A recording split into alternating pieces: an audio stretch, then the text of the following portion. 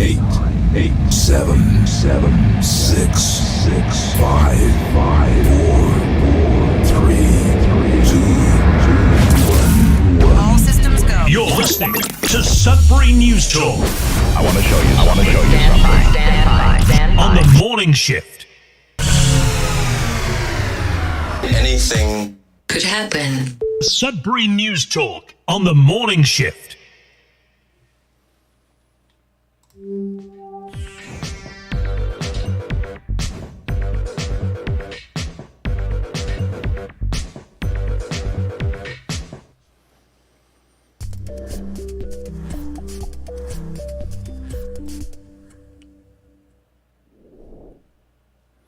Well, good morning, everyone. Let's see what we can do today with today's show. Very little sleep last night. Very, I don't know what the word is, lethargic. Bit of a headache already because of no sleep. I'm going to see how that ends up for the rest of the day. Just a terrible sleep, huge insomnia. Anyways, it's a miracle that we're here this morning in any capacity. So we're live on CKLU 96.7 FM on the radio, terrestrial radio. We're also streaming live at cklu.ca.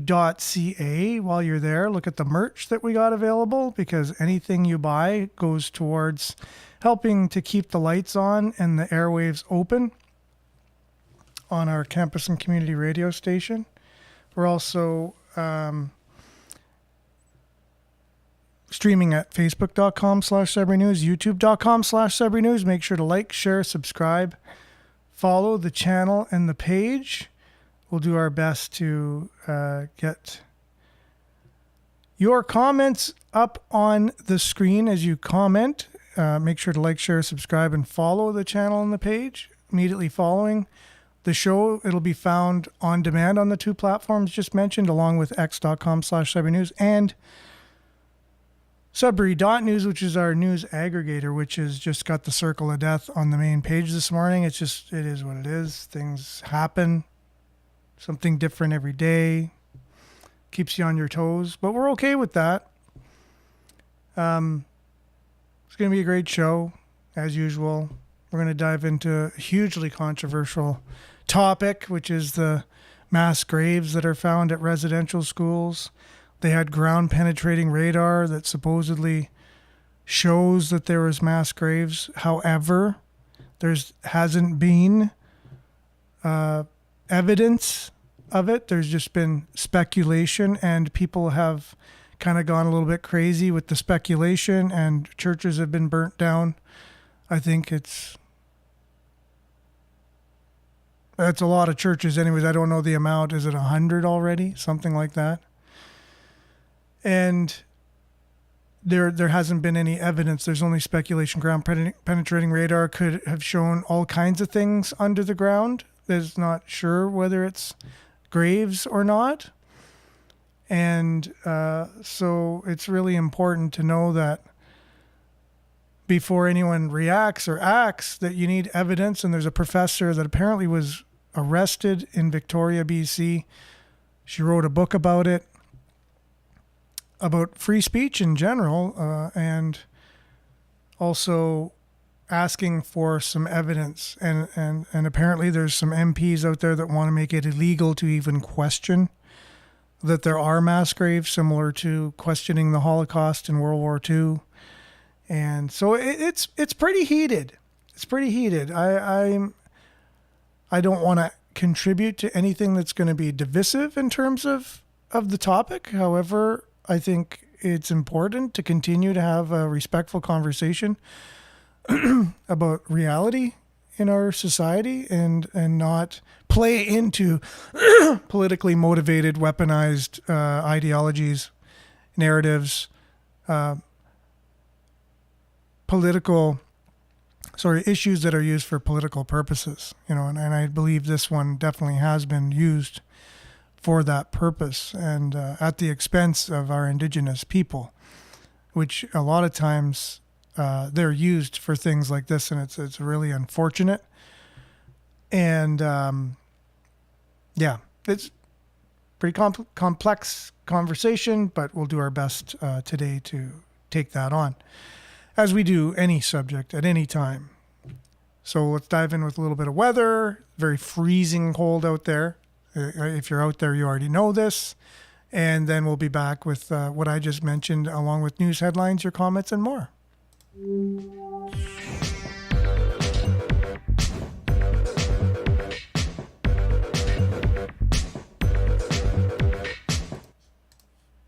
And Sudbury weather brought to you by SudburyWeather.ca. Currently it's minus 23.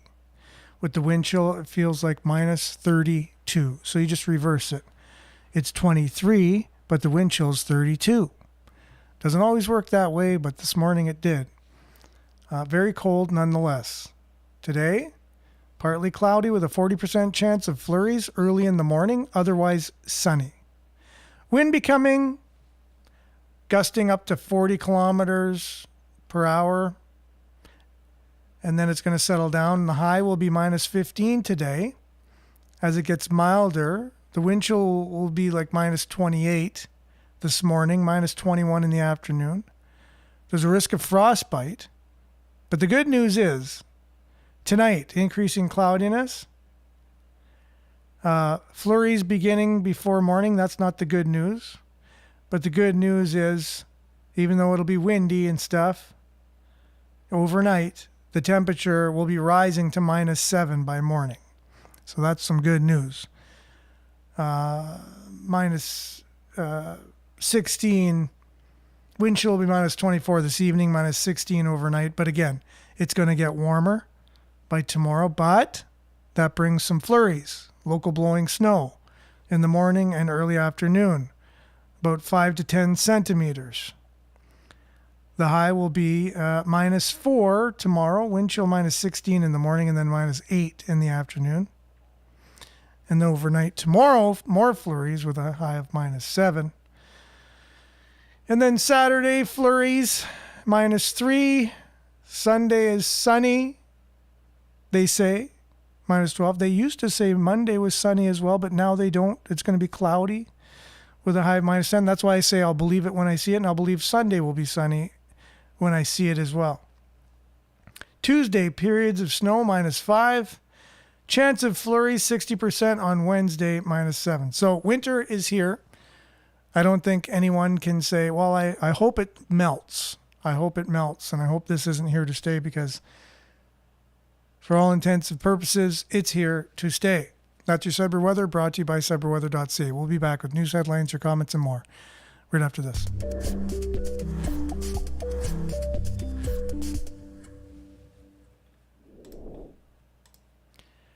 Well, welcome back, as they say, for 70s TV. Welcome back, Cotter. If any of you are old enough to remember that show. Good morning, Northern Hillbilly. Thanks for being on. I love Homestead Tradwife. I'm just going to continue to say that. Kaylee. And Monique, good morning. Sudbury, smiley emoji. You got Judy here on Facebook. Good morning to you, Hazel. Good morning, prayer emoji. Much appreciated. Thank you.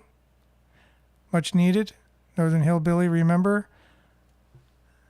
I said different world by Christmas. My new Fredericton,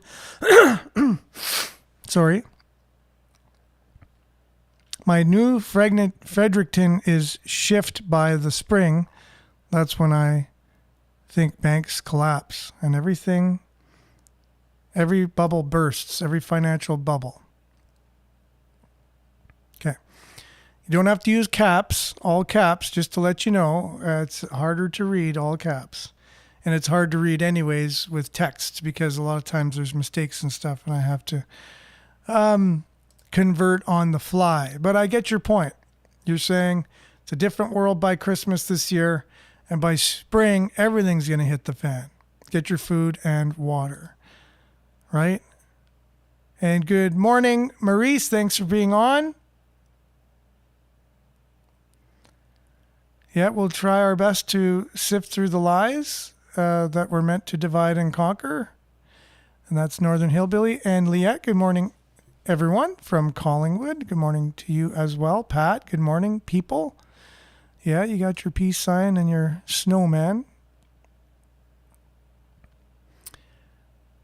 We definitely, excuse me, have it cold up here, and I'm sorry for clearing my throat so much. It's just got some kind of head thing going on, and we'll see where that leads. It actually never went away from the end of summer. I got some kind of chest cold. It was constantly there. It's still there. It's never gone away. It's just kind of coming back a bit more. And Vin, good morning to you. Thanks for being on. Brian, good morning. Sudbury Patriots, Canada Emoji, much appreciated. Andrew, good morning to you. Shirley, we got Shirley here. Everybody stay safe and warm for sure. So cold out there. It's a morning warning for frostbite. So if you haven't heard it yet, you've heard it here now. Sheila, morning. So Marianne, everyone, good morning from Barrie, liking and sharing as usual. Jerome is on here. How's it going, eh? Beautiful morning. Moon set for our chilly sunrise. Yes, very cold this morning. Coldest day of the year so far, right? And Marianne watched Welcome Back, Cotter every week with Vinnie Barbarino and Arnold Horseshack. Steve, good morning to you from Timmins. Wow. We'll be going there in less than 2 weeks. It's like a mini Sudbury up there. When I say mini, it's not condescending. It's just that it's a smaller footprint. It's, 50,000 compared to 200,000 type of thing. And but everything is the same in terms of the economy. The roads are really bad there too, just like Sudbury. You got the same issues that we got, just a little bit colder, a couple degrees colder all the time. You get the snow a little bit earlier than us. Other than that, it's like a twin city, basically. But I love Timmins. Love the people there. And Trevor, good morning to you. You got the icons going on this morning. What do you got here? You got all kinds of stuff going on. Canada flag emoji, the swords, the shields. It looks like a coffee. That's what it is. It's your morning beverage there too as well. Good morning to you. And Roger, good morning to you. And yeah, let's just dive in. We're going to dive in this morning from our news aggregator, bringing in the Sudbury Star article. Greater Sudbury Council approves $1.5 billion budget. It is a 4% tax hike.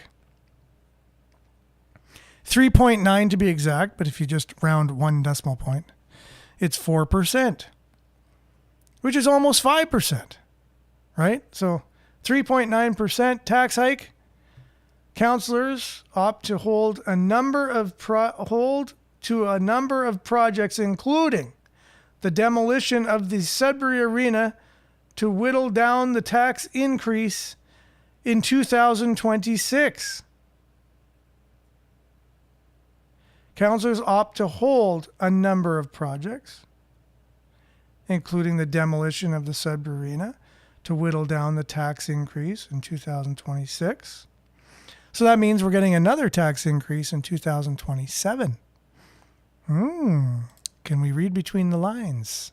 Betty, good morning to you. Thanks for being on, right? And Vin, you got your Christmas baking done. That's pretty admirable. Pretty admirable for sure. And we got your... Marianne said she was born in Timmins and still has family there. Timmins is a special place. I wrote a Christmas song. It's got Sudbury, Timmins, North Bay, Sault Ste. Marie, basically saying good morning to that part of Northern Ontario. I know Thunder Bay wasn't included in the song, but most of Northern Ontario was. So anyways, tax hike here. You got the city on our website here. City approves 2026 budget. And they use this term again, and they're borrowing from the feds. Investing in safety, infrastructure, and community growth. So that's their headline from their public relations communications people, right? It's very positive. City approves 2026 budget, investing in safety, infrastructure, and community growth. As we go more and more in debt, it will become the most in-debt city in Ontario. It wouldn't say that in the headline, I'm sure. But the Sudbury Star on this has a poll. So you can go to the Sudbury Star's poll where it talks about the budget hike. Let them know if you're a yay or a nay. What do you feel about it? Do you feel good about it? Do you feel bad about it? Do you like paying taxes and lots of them? Do you feel taxes will ever go down? Should they? Could they? Is it a possibility ever? You'd want to know, right? Yeah, that's interesting. So we talked yesterday, right, about the all of these bills coming out. Bills see this, bills see that. And the guy from the Constitutional Organization in Canada, I forget his name now, and I forget the name of the organization, but Redacted will introduce him here, and then we'll see how much more we can get into the show. Internet or your opinions. Joining us to discuss is John Carpe. He's the president of the Justice Center for Constitutional Freedom. He's also the author of Corrupted by Fear, How the Charter Was Betrayed and What Canadians Can Do About It. So thank you for joining us. Can you sort of give us an overarching warning about these, and then we'll talk about it little by little. There was someone in the chat saying, I'm from Canada and you're wrong. They didn't say how. So tell us what's the fact. Well, we're not as bad as the United Kingdom, where, as you know, there were over 12,000 arrests of people for what they said on social media, making comments against immigration policy. We're not there yet, but we are poised to take that leap. If all of this legislation gets through, so the bills C2, C8, C9, they're all in second reading before the House of Commons. And the House of Commons is sitting for quite a few more weeks before Christmas. So there's ample opportunity. The Liberal government of Marks Carney, as I call him, it's actually Mark Carney, but I say Marks Carney. They have a minority. So, however, it's not that hard, depending on which bill. If they get the support from one of the opposition parties, they can still push things through. So the things that you mentioned are accurate. If all three bills pass in their current form, it will be illegal to use cash in amounts 10,000 or more. Canada Post will have the authority to open letter mail without a warrant. The government will be able to order to kick individual Canadians off the internet by ordering a telecommunications service provider. So some company that provides your internet or provides your phone, they can order that company to kick an individual off phone and off internet. And also there's going to be a lot more prosecutions for hate speech, even though they can't really define hate because it's an emotion and it's subjective. But if these three bills pass, we're going to be close to a police state. We'll certainly be at the mercy of the government in terms of how bad they want to make it for us. Right?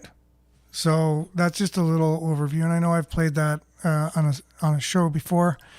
But there's also, when they talk about hate speech, and it's really unfortunate that they're going down the road where they can deem that, the Bible, reading from the Bible is hateful because it doesn't agree with our modern society's way of thinking. There's a higher way of thinking, and the Bible could come across as hateful, right? If it doesn't agree with you. That's what hate really is. It doesn't agree with your opinion. And that's really unfortunate. So Tanner here talks about what he's worried about in terms of religious freedom, what's coming through with these new legislations. So we'll hear from him. Consider Mark Carney a moderate liberal, but he's not.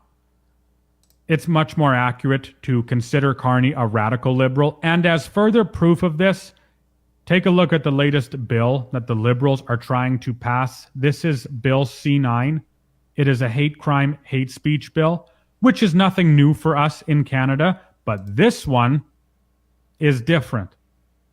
We know that the Liberals have a minority in government.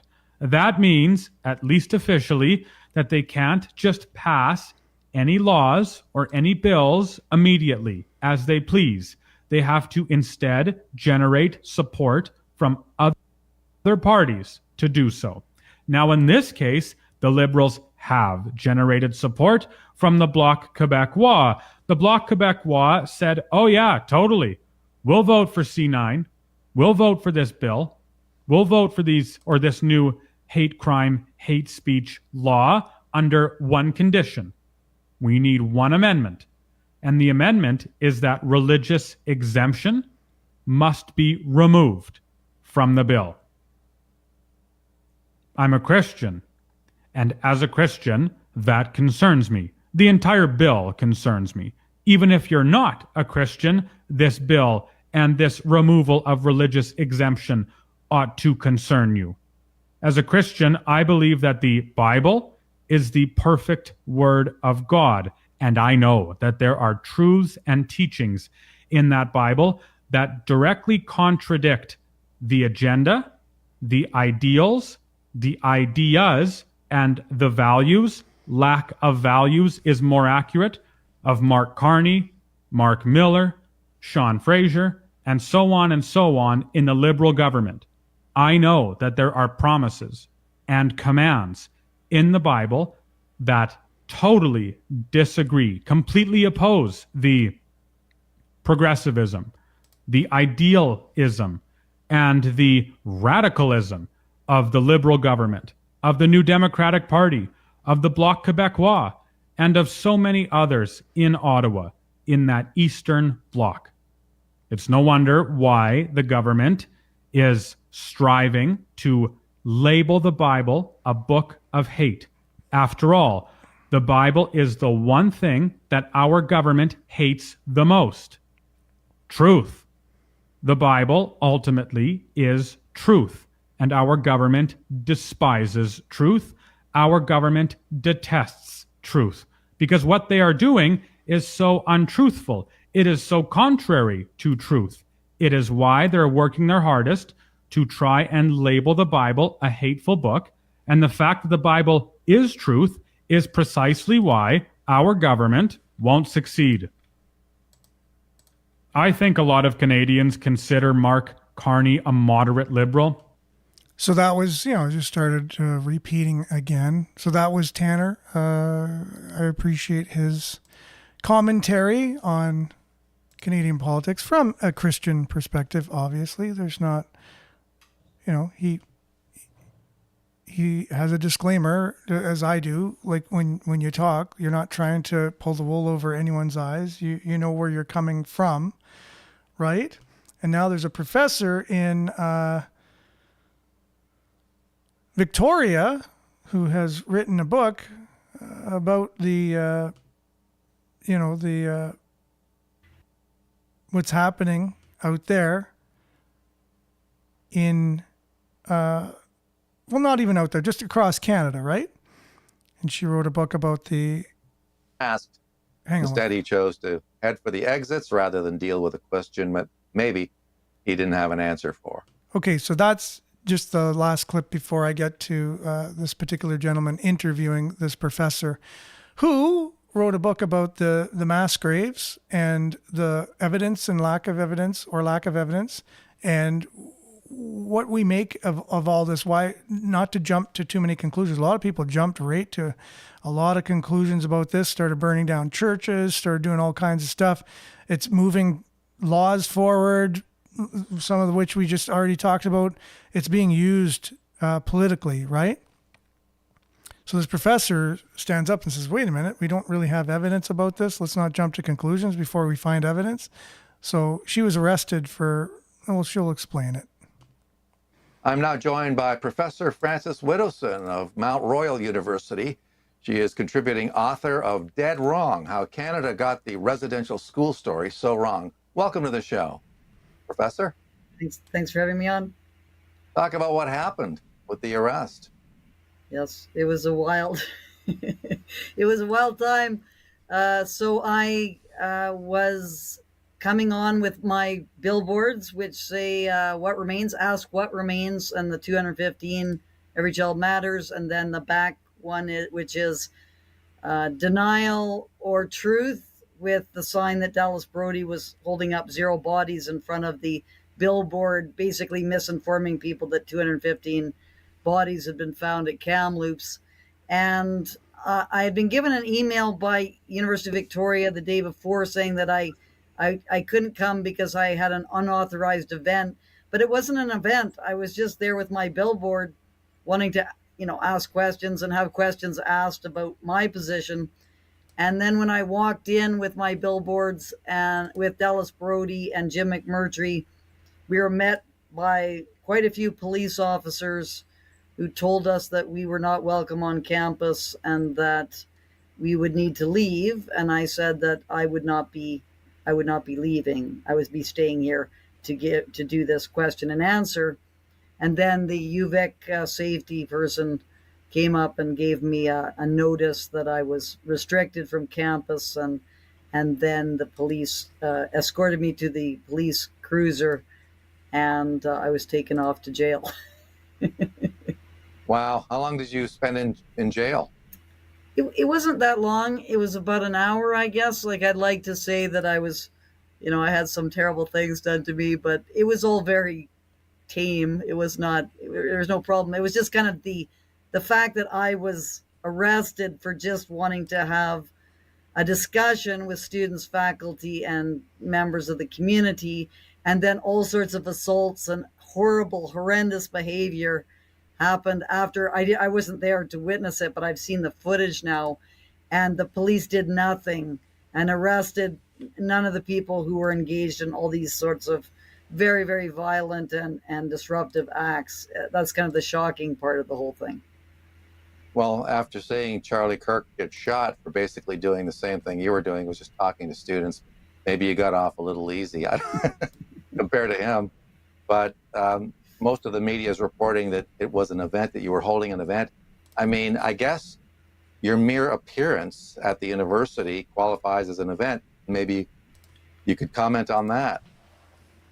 Well, everyone organized a protest in response to it. So they were organizing a large gathering with megaphones and all sorts of, things, that accoutrements, drums and etc. So theirs is the big event on campus. It would be interesting to know whether they received the appropriate permits and so on. But yeah, that's basically it. And it's kind of amusing because the whole idea is that about the safety issue is my presence there causes all these violent things to happen. Therefore, I should be banned.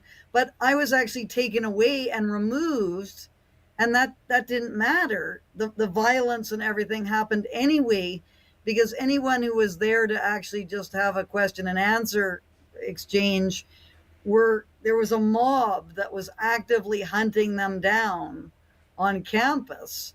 So this was a real wake-up call. Again, well, University of Winnipeg, of course, which was a far worse and much more dangerous situation because the police did not even come to that event, even though they were called 6 times by 6 different people. We have a serious problem on university campuses that has to be dealt with. You cannot pander to this, or it's just going to get people emboldened and it's going to become worse. So there needs to be a nationwide understanding of the gangsterism and threats and general just horrendous behavior that is occurring at the hands of these activists.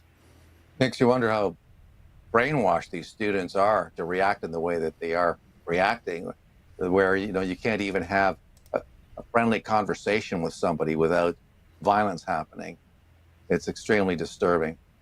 Yes, and UVic is one of the worst perpetrators of the indoctrination that is happening on campuses. And I'll just mention one example, which is the library, the UVic library, the McPherson Library, has a web page on residential school denialism, which has been funded through the university's budget and is put together by a supposed librarian by the name of Justin Harrison, who is basically saying you cannot question the stories that the elders tell. And if you do, this is just a horrendous thing to do, and that should not be allowed at a university. So that's the kind of quote unquote information that the University of Victoria is putting out to its students and faculty.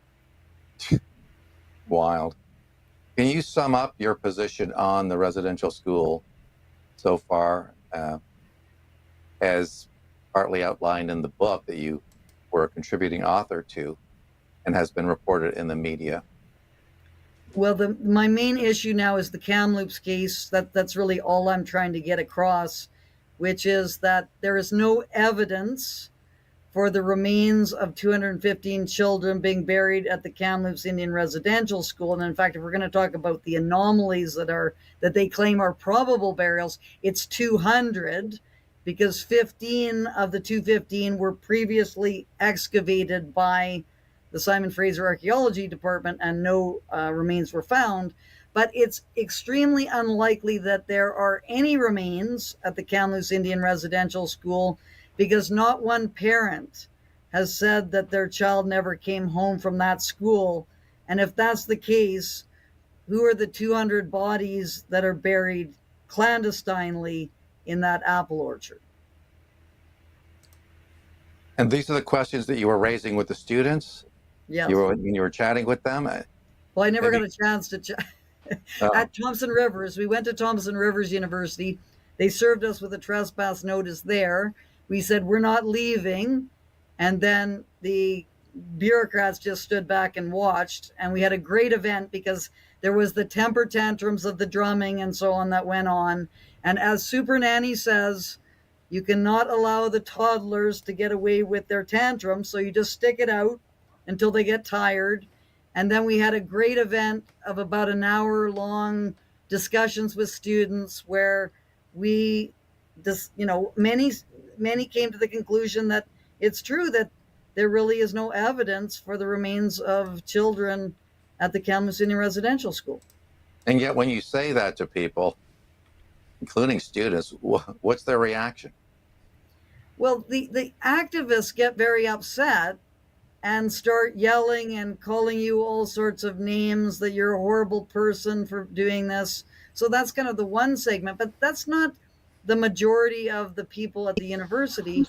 There is a large number of people who just don't know what to think about it. And because they've been fed all this propaganda by the university administration, why wouldn't you believe that 215 children were buried in the apple orchard? Because that's what the administration is saying is the case. So all those administrators need to retract all the misinformation that they've been spreading for the last 4.5 years.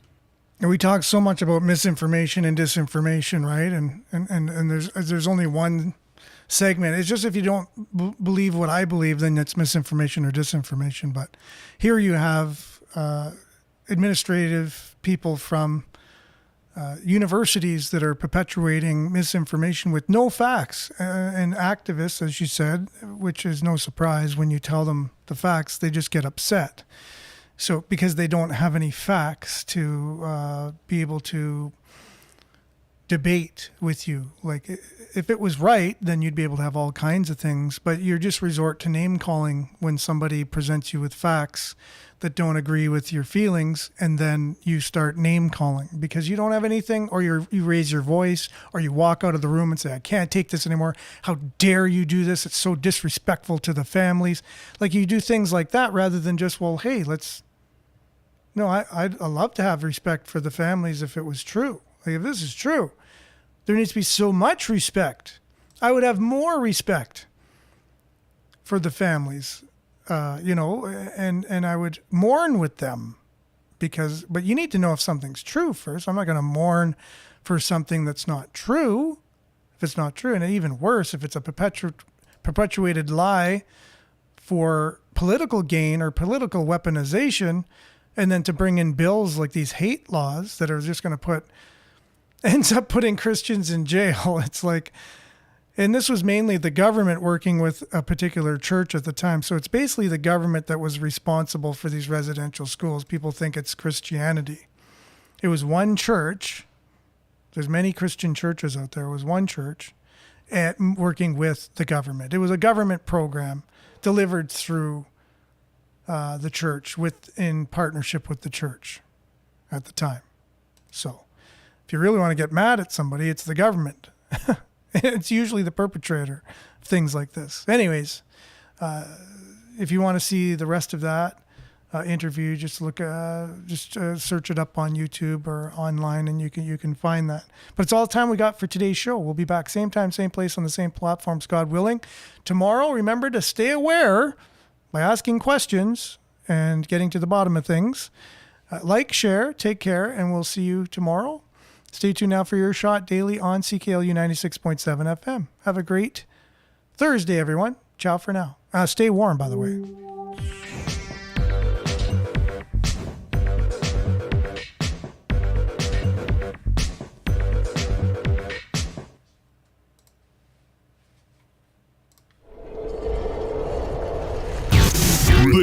This is Sudbury News Talk on the morning shift.